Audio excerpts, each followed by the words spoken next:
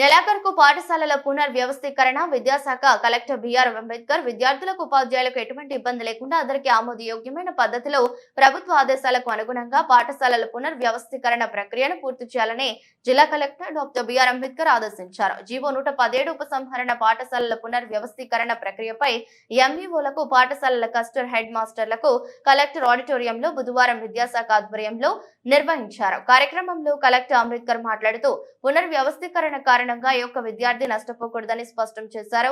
సౌకర్యాలను దృష్టిలో పెట్టుకుని ప్రక్రియను పూర్తి చేయాలని సూచించారు. కార్యక్రమం ఎంతో కీలకమైనదని పేర్కొన్నారు.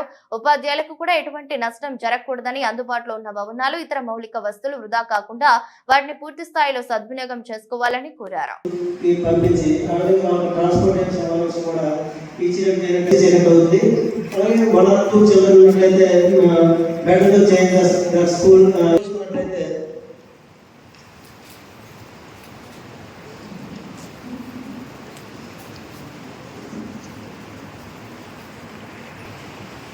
మన జిల్లాలో చూసుకున్నట్లయితే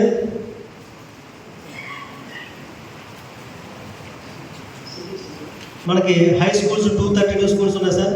ప్రైమరీ స్కూల్స్ 1317, అలాగే టోటల్ 1717 స్కూల్స్ ఉన్నాయి సార్. మొత్తం స్కూల్స్ ఇవి. అలా యూపీ స్కూల్స్ 952 ఉన్నాయి. టీచర్స్ ఉన్నారు అన్నమాట. అలా స్టూడెంట్స్ చూసుకున్నట్టయితే హై స్కూల్లో 575, అలా యూపీలో 12,529, అలా 47 ఏది మన జడ్పీ గవర్నమెంట్ అండ్ మున్సిపల్ స్కూల్లో అదే స్కూల్ చూసినట్టయితే 303 primary school single school teachers ఉన్నారండి. అలాగే 1 to 5 క్లాస్ 2 టీచర్స్ అయితే 221